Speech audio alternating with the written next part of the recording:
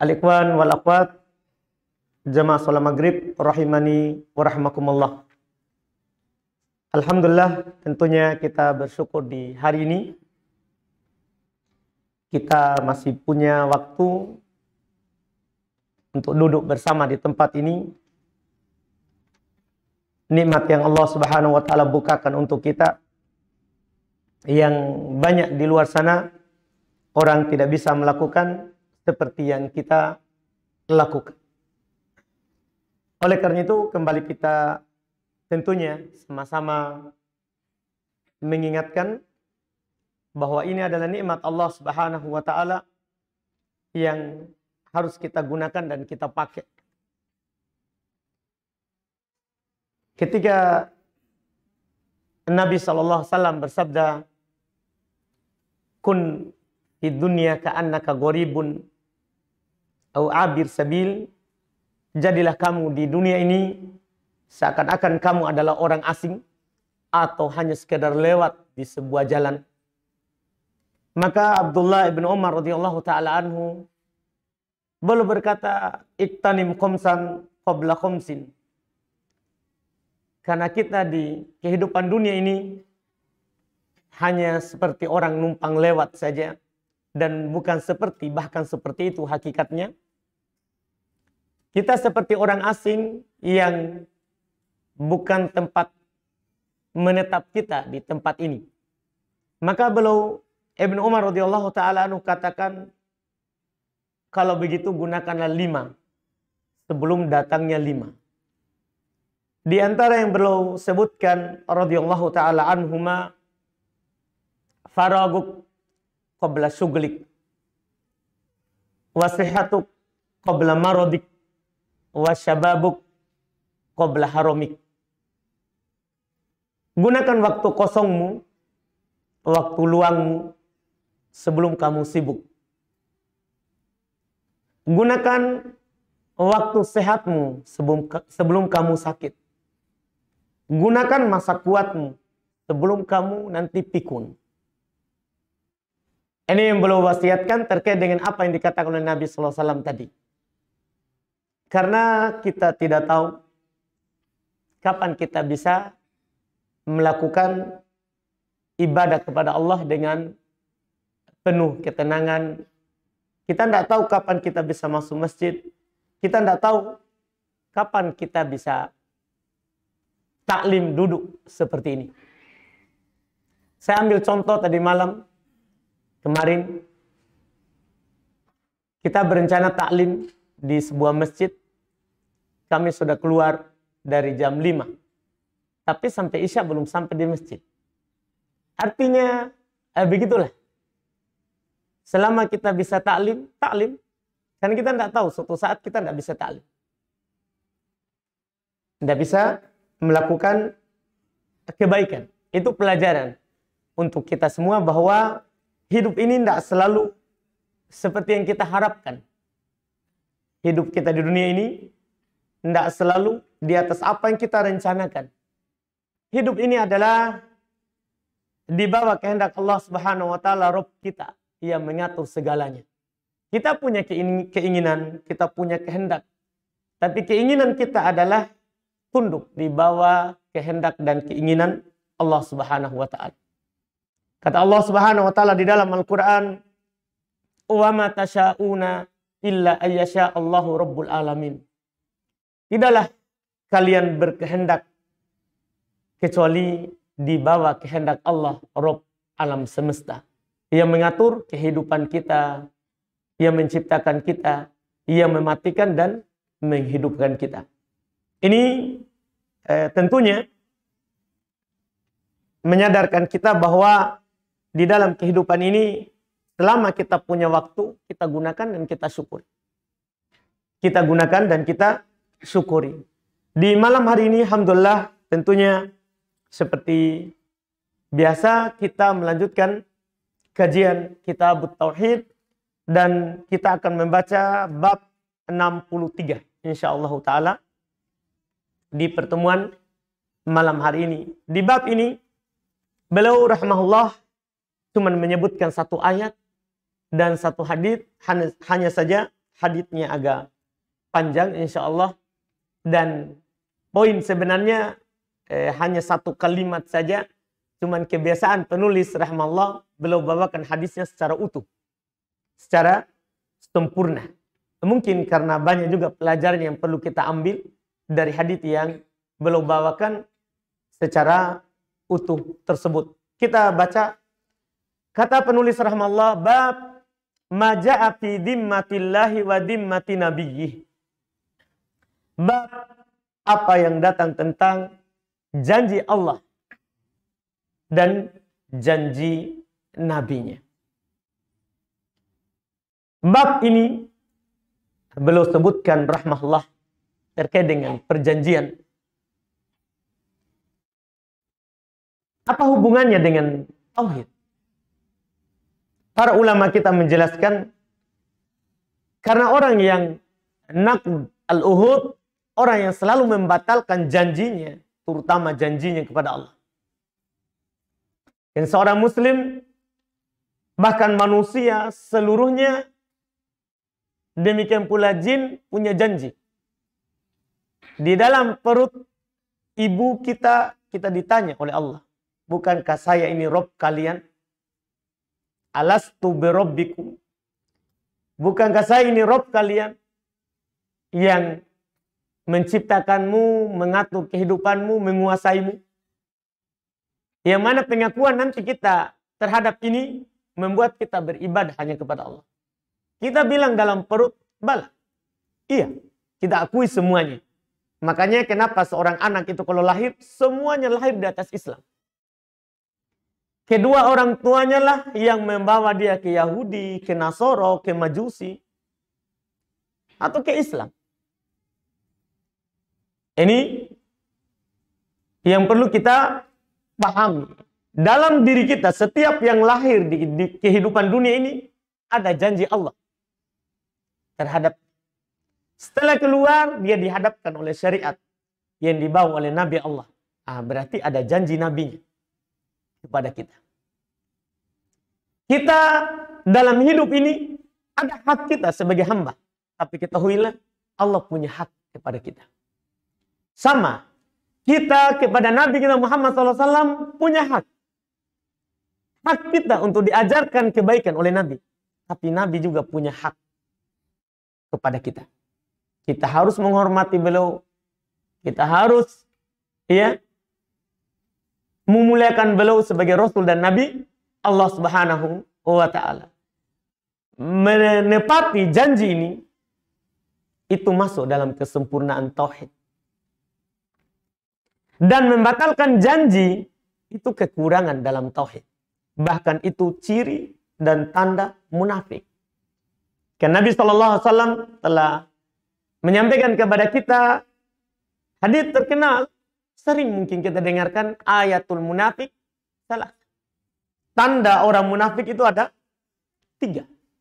Di antaranya, idza wa'ada akhlafa wa idza ahada godar. Kalau dia berjanji, dia selisihi. Dan kalau dia diberikan tanggung jawab, dia khianat. Ini tanda orang munafik. Tanda orang munafik. Kita dalam Islam, janji pertama kita adalah bersyahadat dengan 2 kalimat syahadat. Dan beramal di atasnya. Setelah itu kita harus melakukan sholat. Karena kata Nabi SAW, al-ahdu alladhi bainana wa bainahum as-sholah. Faman tarakaha faqad kafar. Ikatan janji antara kami dan orang kafir adalah sholat. Kalau dia sudah sholat, masuk Islam, syahadat, mendirikan sholat, maka dia muslim. Tapi kalau dia tinggalkan, maka dia kafir. Maka dia kafir. Demikian pula janji Allah Subhanahu wa Ta'ala kepada kita, dan kita berjanji juga kalau masuk Islam, kita keluarkan zakat kalau punya harta yang mau dizakati. Kalau punya harta yang mau dizakati. Kita harus berpuasa di bulan Ramadan semenjak diwajibkan berpuasa di tahun kedua Hijriah. Allah Subhanahu wa taala turunkan kewajiban berpuasa di tahun kedua Nabi di Madinah di bulan Sya'ban. Semenjak itu sampai saat ini dan nanti sampai hari kiamat, kita punya janji untuk berpuasa setiap datang bulan Ramadan. Demikian pula kita punya janji untuk berhaji bila mampu. Ini janji namanya. Siapa yang membatalkan ini bisa batal Islamnya. Bisa batal Islamnya. Kenapa saya bilang bisa batal? Kan di sana ada rincian seperti yang meninggalkan sholat. Kalau menentang kewajibannya, kafir, sepakat. Kalau karena malas, berselisih para ulama. Demikian pula zakat. Kalau dia meninggalkan karena menentang kewajiban zakat, kafir. Tapi kalau dia tidak berzakat karena kikir, tidak mau hartanya keluar. Ada yang mengatakan belum kafir, ada yang mengatakan juga kafir. Itu kan makanya saya bilang tadi, ini janji Allah. Kalau ditinggalkan, bisa kafir orang. Bisa kafir orangnya. Beliau sebutkan ayat yang menunjukkan bahwa janji ini wajib kita pegang dan kita lakukan. Kata beliau wa qauluhu ta'ala, dan firman Allah Subhanahu wa ta'ala, wa aufu bi ahdillahi idza ahadtum wa la tanqudul aymana ba'da tauqidiha. Kata Allah Subhanahu wa taala ini di surat An-Nahl ayat 91. Wa aufu, awalnya kalimat pertama penuhi. Ini kalau dalam ilmu usul fikih perintah yang menunjukkan wajib. Tidak ada pilihan, harus kita penuhi. Tentunya kalau mampu. Kalau mampu. Karena dalam masalah perintah itu wajib kalau mampu. Kalau tidak mampu, lakukan sesuai dengan apa? Kemampuan. Kata Allah, wa aufu, penuhi. Ini perintah. Apa yang harus kita penuhi? Bi ahdillah, janji Allah. Idza ahadtum, kalau kalian telah berjanji. Ketika seorang kafir dia bilang asyhadu an la ilaha illallah wa asyhadu anna Muhammadar Rasulullah, berarti dia sudah berjanji. Dengan kalimat pertama berarti dia berjanji, saya akan menyembah Allah saja, selainnya tidak.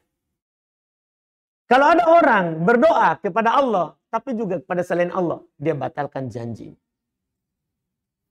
Kalau ada orang minta pertolongan kepada Allah, tapi juga kepada penghuni kubur, dia telah batalkan janjinya. Sementara yang wajib adalah menjaganya. Allah yang perintahkan. Wa aufu bi ahdillahi idza ahadtum. Penuhi janji Allah apabila kalian sudah berjanji. Apabila kalian sudah berjanji. Wala tanqudul aimana. Jangan pernah kalian membatalkan sumpah kalian. Jangan pernah kalian membatalkan sumpah kalian. Ba'da tauqidiha. Setelah sumpah itu dikuatkan. Setelah sumpah itu dikuatkan. Semua masing-masing dari kita ada sumpah. Untuk taat kepada Allah Subhanahu wa ta'ala. Sudah ada sumpah kalian. Seperti yang kami sebutkan tadi. Semuanya. Jin dan manusia. Ada sumpahnya untuk taat kepada Allah Subhanahu wa ta'ala. Dan meninggalkan apa yang dilarang oleh Allah Subhanahu wa ta'ala. Ini yang diperintahkan. Demikian pula beliau sampaikan hadis dari Nabi kita Muhammad SAW. Hadis ini adalah hadis yang sahih. Dia diriwayatkan oleh Al-Imam Muslim rahimahullahu ta'ala. Kata beliau, wa'an Buraidah, sahabat mulia.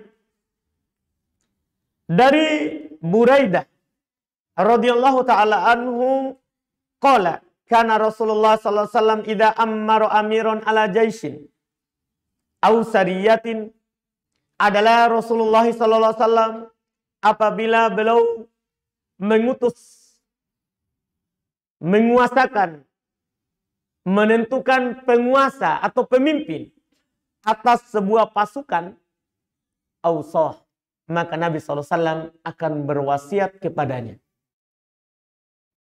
dengan beberapa wasiat. Yang pertama, bitaqwallah. Hendaklah dia selalu bertakwa kepada Allah Subhanahu wa taala. Di dalam memimpin pasukannya dan di dalam memerangi nanti orang-orang yang wajib diperangi, yang akan datang penyebutannya. Wa biman ma'ahu minal muslimina khaira. Dan juga orang-orang yang bersama pemimpin itu, yang dipilih menjadi pemimpin pasukan tadi, dari kalangan kaum muslimin dengan wasiat kebaikan. Faqal, maka Nabi berwasiat, ugzu bismillah. Berperanglah kalian dengan bismillah, dengan mengucapkan nama Allah. Karena berjihad di jalan Allah, memerangi orang yang memang berhak untuk diperangi, ini ibadah. Kita mulai dengan bismillah. Sebagaimana di ibadah-ibadah yang lain yang sangat banyak. Dianjurkan untuk membaca bismillah.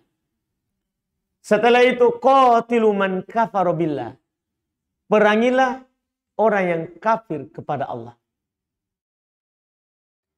Tapi ada prosesnya sebentar. Tidak langsung kafir, dapat di jalan, perangi. Bukan, ada prosesnya. Ini menunjukkan bahwa yang diperangi itu yang kafir, bukan yang muslim. Ini tentunya menyelisih apa yang dipegang oleh orang-orang Khawarij. Orang-orang Khawarij. Mereka kadang perangi, bahkan kebanyakan orang-orang Khawarij yang dia perangi adalah muslim. Adalah muslim. Ini menyelisih apa yang Nabi SAW wasiatkan. Yang diperangi itu adalah orang kafir. Itu pun tidak langsung. Ada sebentar prosesnya. Ugzu wala tagullu. Berperanglah. Tapi jangan melakukan gulul. Gulul ini, kalau dapat harta rampasan perang, tidak boleh diambil sebelum dibagi. Karena sudah diatur pembagian rampasan perang. Misalnya untuk orang berperang, ya dengan berjalan kaki, baginya 1 bagian. Kalau orang berperang dengan naik kendaraan, 3 bagian. 1 untuk dirinya, 2 untuk kendaraannya yang dia tunggangi. Itu sudah ada aturannya. Maka tidak boleh diambil sebelum dibagi. Wala tagudaru. Ini yang menjadi titik poin kita. Ini yang pembahasan kita. Wala tagdiru. Jangan khianat. Pegang janji dalam pasukan. Di antara tidak bolehnya khianat adalah tawalli yaumuz zahab. Sudah bertemu musuh di hadapan, lari ke belakang. Ini tidak boleh. Bahkan disebutkan dalam hadits Abu Hurairah radhiyallahu taala anhu, ini masuk dalam salah satu dari 7 jenis yang mubiqat, perkara yang membinasakan. Iya. At-tawalli yaumuz zahab.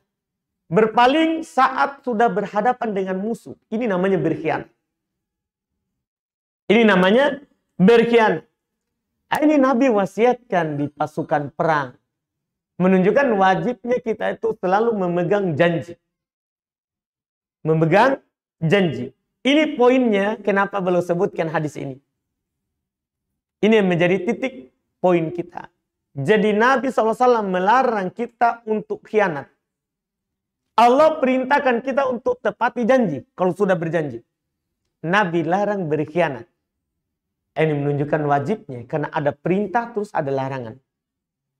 Diperintahkan untuk menepati janji kalau sudah berjanji dan dilarang untuk berkhianat kalau sudah berjanji. Kalau sudah berjanji. Kemudian lanjutannya beliau sebutkan kelengkapan hadisnya. Wala tumatsilu. Jangan kalian membunuh dengan cara ya at-tamtsil. Tamatsul itu dipotong semuanya, bagian kaki, tangan dipotong secara tersendiri. Kita bilang sekarang apa? Pembunuhan dengan cara mutilasi. Tidak boleh dalam Islam. Ya cukup ditebas saja yang membuat dia mati, tidak perlu kita mengkuliti, tidak boleh. Itu dilarang. Kita disuruh dihalalkan membunuh orang kafir dalam perang. Tapi tidak boleh dibunuh dengan cara yang tidak dianjurkan dalam syariat. Ada aturannya. Wala taqtulu walidan. Kemudian jangan membunuh anak kecil dalam perang. Jangan membunuh anak kecil. Iya. Wa idza lakita aduwak. Ini aturannya. Kalau kamu sudah berjumpa dengan musuhmu, minal musyrikina, dari kalangan orang-orang musyrik, fad'uhum ila salati khisal. Maka ajak dulu mereka ke 3 perkara. Ini proses, jangan langsung dibunuh. Jangan langsung diperangi. Ajak dulu kepada 3 perkara. Ini aturan dalam Islam, dalam agama kita. Fa'ayyatuhunna ma'ajabu faqbal minhum wa anhum. Mana saja yang dia ambil, dia terima dari yang kamu ajukan itu, maka terima. Tahan tanganmu dari mereka. Artinya jangan diperangi kalau ini dia terima. Apa itu? Pertama, ud'uhum ilal Islam. Ajak dulu ke Islam. Ajak dulu ke Islam. Ini proses tahap pertama. Kalau memang, ini kita katakan kepada misalnya orang-orang Khawarij, di antaranya yang bom di tengah-tengah kaum muslimin. Kalau memang pendapatmu dia adalah kafir, karena menurut mereka pelaku dosa besar kafir. Menurut orang Khawarij, makanya kenapa dia mudah sekali membunuh. Bom di mana-mana. Karena menurut mereka pelaku dosa besar kafir. Pertama kita katakan, kalau memang menurut pendapatmu kafir, ajak dulu ke Islam. Kan ini proses. Ini tahapannya harus dilalui. Iya. Ajak mereka ke Islam. Fa'in ajabuka faqbal minhum. Kata Nabi, kalau dia terima, dia penuhi itu. Kamu ajak ke Islam, dia terima, dia mau. Maka terima dari mereka. Tidak jadi perang. Tidak jadi diperangi. Tidak jadi dibunuh. Ini hukum. Ini diajarkan kepada Islam. Karena kenapa? Tujuan memerangi orang kafir bukan hanya sekedar memuaskan hawa nafsu, menumpahkan darah mereka. Bukan. Tujuannya adalah bagaimana dia terima Islam. Hati-hati jangan keluar dari hikmah itu. Iya. Bukan hanya sekedar, oh, kamu mau bermalam-malam ini dengan bidadari? Bukan. Bukan sekedar itu. Iya, kalau mau bermalam dengan bidadari, banyak perkara yang bisa kita lakukan. Bukan hanya sekedar membunuh orang. Bukan. Yang diinginkan, kenapa kita perangi orang kafir? Itu supaya kalimat Allah yang lebih tinggi di atas permukaan bumi ini. Maka ajak ke Islam. Kalau dia terima, sudah selesai. Sudah aman darahnya. Sudah aman hartanya. Tidak boleh kita tumpah. Ini yang pertama. Kamu terima. Setelah itu, ajak dia kepada yang lebih baik lagi. Kalau sudah Islam, maka berikutnya. Tsumma du'uhum ila tahawul min darihim ila daril muhajirin. Kemudian kamu ajak mereka untuk berpindah dari negeri mereka ke negeri orang-orang muhajirin. Orang-orang yang telah hijrah. Ini tahap kedua. Karena kalau orang masuk Islam, kemudian tetap tinggal di negerinya, biasanya ya hanya masuk Islam, adapun ilmu-ilmu dalam Islam jauh darinya. Iya.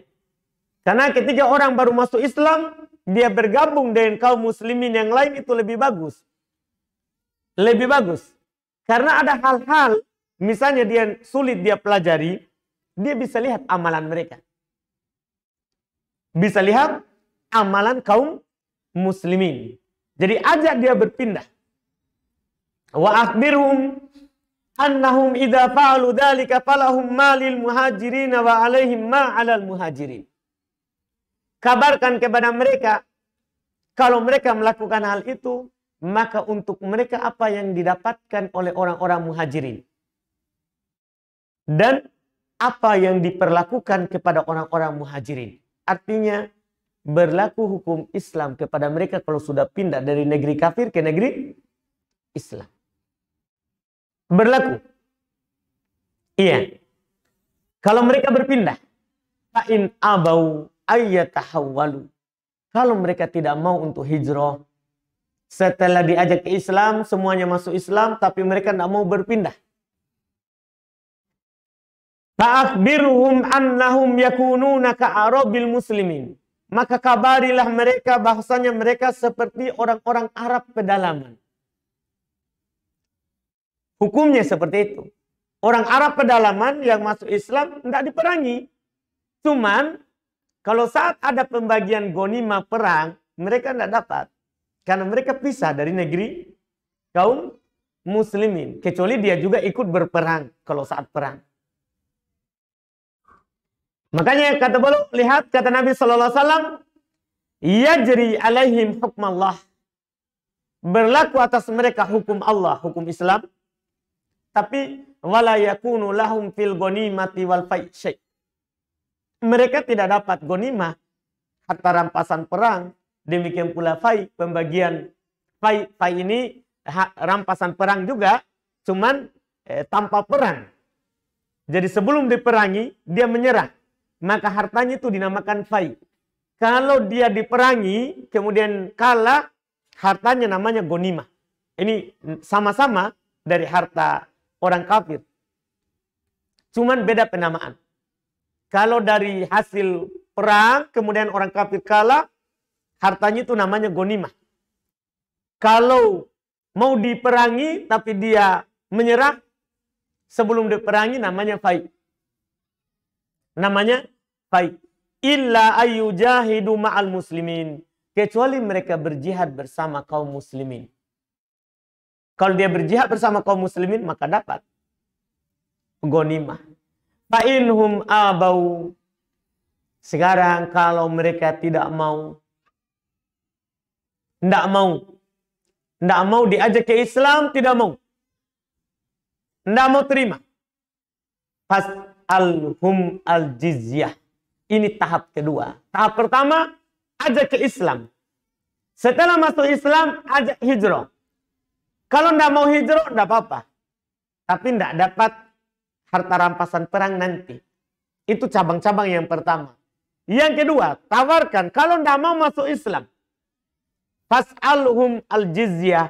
Minta kepada mereka pajak. Iya. Minta kepada mereka untuk membayar pajak karena dia tinggal di negeri kaum muslimin yang telah ditaklukkan oleh kaum muslimin. Iya. Fa'in ajabu kafaqbal minhum. Kalau dia menerima untuk membayar pajak tinggal di negeri muslim, maka ya anak-anak kayaknya mau dipajak sedikit. Iya. Ibu-ibu,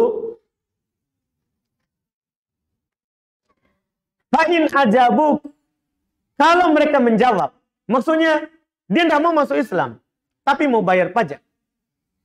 Mau bayar pajak. Faqbal minhum. Terima. Nah, ini proses yang tidak dipahami orang-orang Khawarij. Seharusnya sudah salah dari awal. Mereka tidak ajak orang ke Islam. Kalau tidak mau ke Islam, seharusnya dia tarik pajak. Iya, kalau tidak mau, baru nanti tahap ketiga. Nah, kalau dia mau bayar pajak, terima dan jangan diperangi. Jangan diperangi. Ini tahap kedua. Iya, tahap terakhir. Fa'inhum abau. Kalau mereka tidak mau juga, tidak mau masuk Islam, tidak mau juga bayar pajak, maka kata Nabi, fasta'in billah wa qatilhum. Minta pertolongan kepada Allah, perang. Ini 3 tahap. Iya. Dalam memerangi orang kafir. Dalam memerangi orang kafir. Setelah itu, Kata beliau melanjutkan, wa idza hasarta ahla hisn. Kalau kamu mengepung, ya, orang-orang yang memiliki benteng misalnya dari orang kafir, fa araduka an taj'ala lahum dimmatallahi wa dimmatan nabi. Kemudian mereka menginginkan kamu menjadikan janji Allah dan janji nabinya. Fala taj'al lahum dimmatallahi wa dimmatan nabihi. Maka jangan langsung ikat mereka dengan janji Allah dan janji nabinya. Karena masalahnya kalau janji Allah tidak dipenuhi itu berat. Maka lakukan dulu. Walakin ij'al lahum dimmata ashabi. Akan tapi jadikan dulu janji antara kalian saja dulu. Ini janji antara kita. Jangan langsung janji Allah dan janji Rasul. Kenapa? Karena janji Allah ini kalau dia berjanji karena Allah itu wajib dia taati.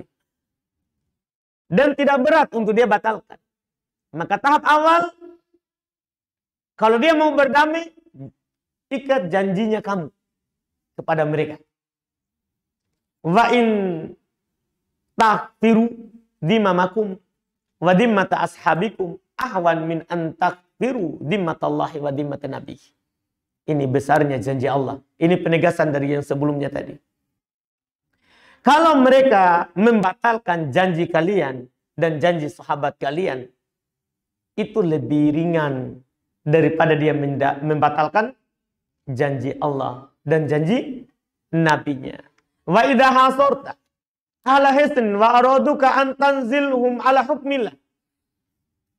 Kalau kamu mengepung sebuah benteng, kemudian mereka ingin kamu menurunkan kepada mereka hukum Allah. Maksudnya langsung, inilah hukum Allah. Inilah hukum Nabi. Fala tanzilhum ala hukmillah. Maka jangan dulu langsung turunkan kepadanya apa? Mereka atas hukum Allah. Iya. Walakin anzilhum ala hukmik. Akan tetapi turunkan kepada mereka, perlakukan kepada mereka hukummu menurut ijtihadmu. Kayaknya ini diperlakukan dulu seperti ini. Kalau memang dia tidak mau masuk Islam, ya, tidak mau juga membayar pajak, turunkan hukummu kepadanya. Kenapa? Fa innaka la tadri atusibu fihim hukmallahi amla. Sesungguhnya kamu tidak mengetahui apa kamu sudah tepat dengan hukum Allah atau tidak. Karena kan ini utusan. Pasukan yang diutus oleh Nabi sallallahu alaihi wasallam. Ia mengetahui hukum Allah Subhanahu wa taala, tentunya Nabi.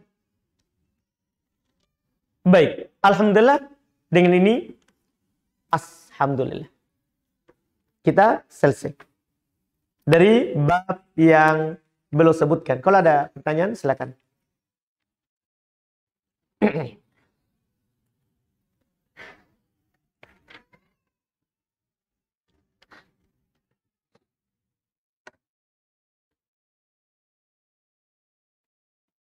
Enggak ada pertanyaan hari ini? Alhamdulillah.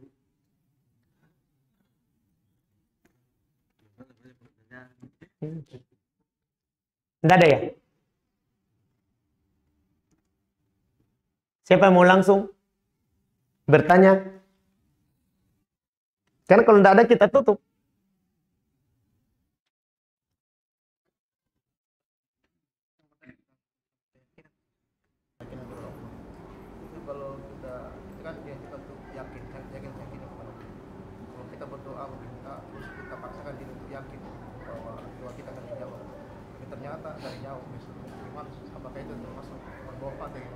Iya, Masya Allah.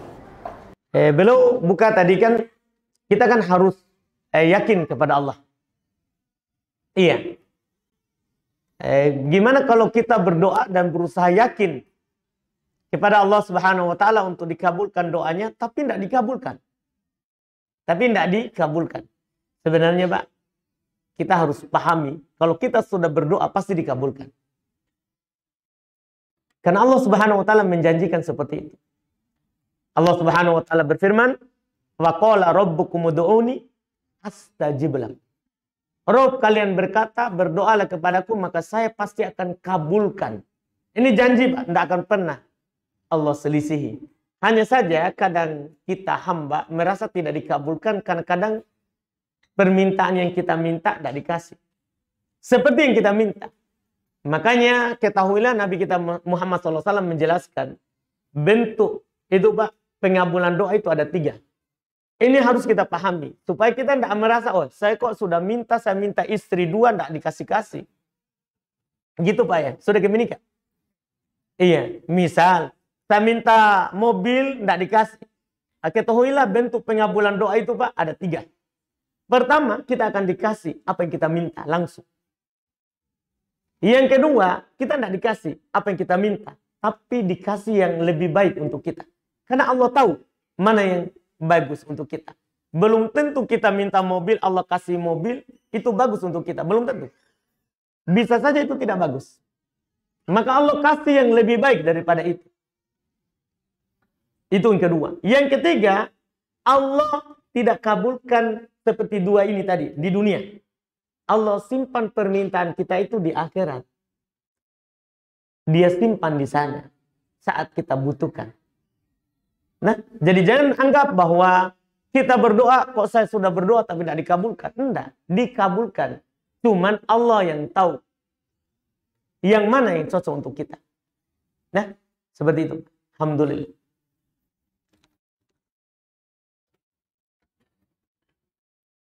Kemudian pertanyaan berikutnya, di antara mani, madi, madi.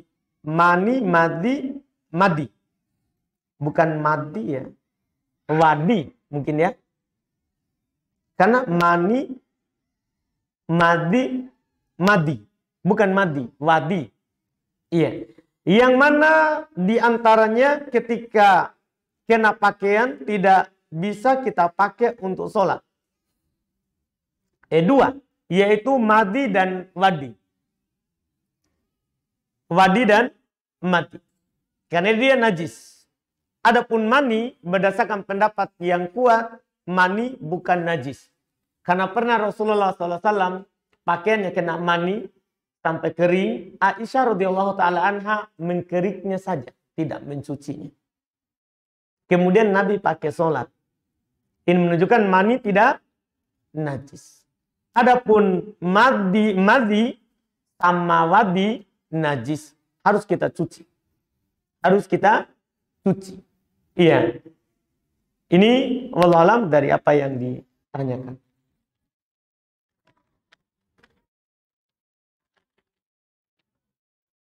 Kemudian pertanyaan berikutnya,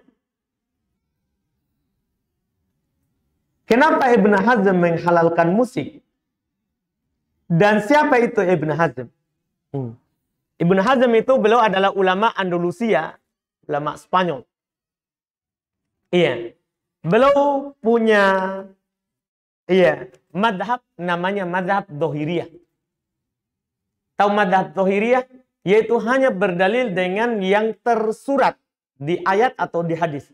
Yaitu apa yang terlafadzkan, itu yang dia pegang. Itu namanya madhab apa? Dhahiriyah. Hanya berpendapat dengan yang terlafadzkan, yang tersurat. Itu madhabnya. Itu madhab dari Ibn Hazm. Ibn Hazm ini kalau kita bertanya, kenapa? Itu terkait dengan Ibn Hazmnya. Adapun kalau kita bertanya, kenapa dia menghalalkan musik? Karena dia doibkan hadisnya. Menurut beliau, hadis terkait dengan pengharaman musik itu doib. Itu sabda Nabi SAW dari hadits Abu Hurairah radhiyallahu taala anhu, la yakunanna min ummati man yastahilluna al-hira wal harir wal khamar wal ma'azib. Akan datang nanti dari umatku orang yang menghalalkan al-hir, perzinahan, wal harir, sutra bagi laki-laki, wal khamar, wal ma'azib, dan musik. Jadi 4 ini akan datang dari umatku yang menghalalkan. Ya, sekarang kita sudah lihat orang berbicara musik itu halal. Ini kan wahyu, pasti akan ada. Iya, ini kata Nabi SAW. Kata Ibn Hazm, ini hadis dhaif. Ini hadis dhaif. Cuman apa yang beliau katakan ini tidak ada orang yang menerimanya. Kenapa? Masalahnya hadisnya ada dalam riwayat Imam Al-Bukhari. Itu masalahnya. Yang mana Sahih Bukhari, dia adalah kitab yang sepakat kaum muslimin untuk menerimanya. Dia kitab yang paling sahih setelah Al-Quran. Sahih Bukhari, dia pergi kritik, makanya tidak ada yang pegang. Imam 4 mengharamkan musik semuanya. Dan pengikut Imam 4. Karena hadisnya sahih. Tidak dipertanyakan, sahih atau tidak hadisnya. Cuman dia doibkan. Itu alasannya kenapa dia halalkan. Kenapa dia halalkan. Dan pendapat beliau itu tidak dianggap. Pendapat beliau tidak dianggap. Kenapa tidak dianggap? Karena itu tadi. Dia sahih, doibkan hadis yang jelas-jelas apa? Sahih, tidak ada yang menerimanya. Wallahu a'lam. Rahmatullah.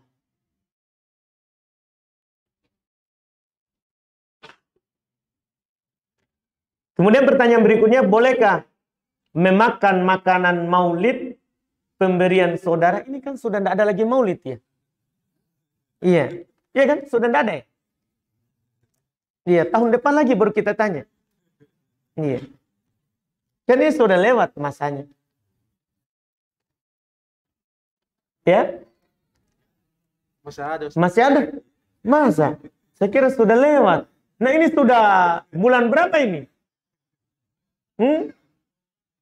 Enggak, maksudnya bulan Islam. Kalau bulan 12 iya. Maksudnya bulan Islam. Sekarang bulan apa? Rabiul Akhir. Nah karena maulid orang di Rabiul Awal mereka rayakan. Iya. Mungkin tidak sempat ya dia kodok ya. Iya. Nah kalau ada haram dimakan. Haram dimakan. Kalau ada dikasih oleh saudara, kita buang. Kita buang. Karena haram dimakan. Karena semua makanan dari hasil perayaan yang tidak disyariatkan, haram dimakan. Haram dimakan. Kemudian, pertanyaan berikutnya, bisakah membaca surah Al-Kahfi pada malam Jumat, sudah maghrib 2 lembar, dan selebihnya sudah isya? Bisa. Boleh.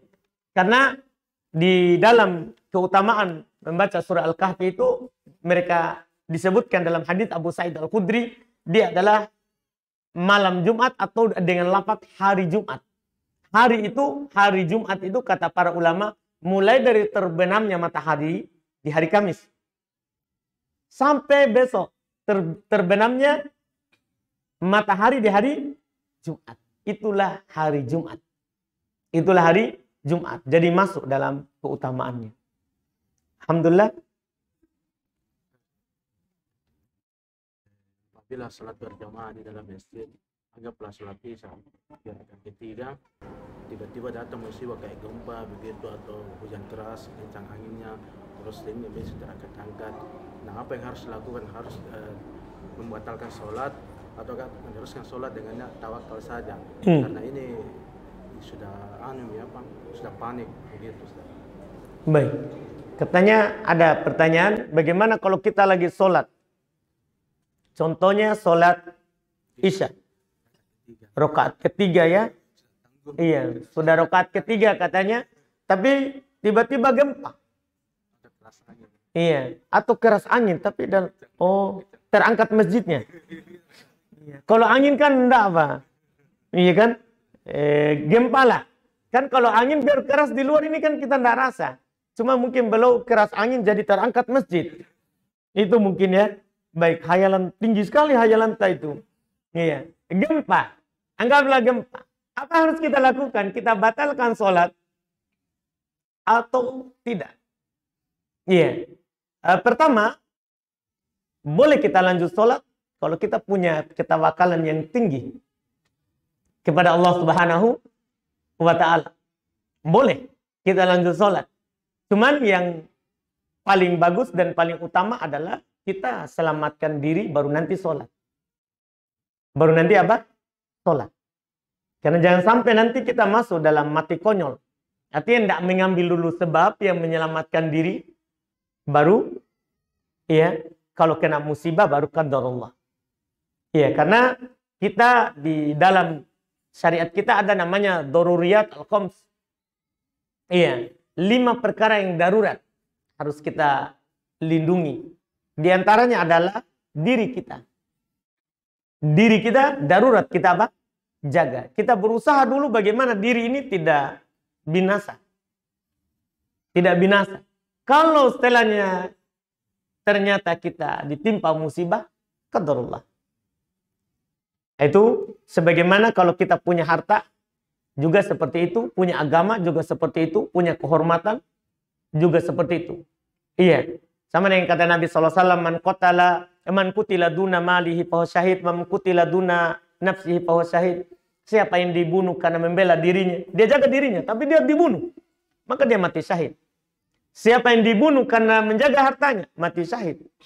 Mati syahid. Artinya ini semua mengisyaratkan bahwa kita wajib jaga diri dulu. Kita selamatkan diri, sholat bisa dilakukan setelahnya. Karena hak Allah itu dibangun di atas maaf. Hak Allah dibangun di atas maaf. Kalau ada udzur, kita dimaafkan. Kalau ada udzur, kita dimaafkan. Itu wallahualam lebih utama.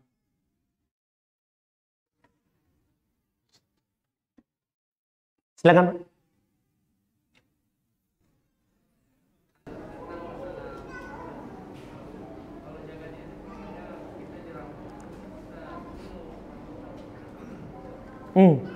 Kita jaga diri, ada orang merampok, terus kita bunuh perampoknya.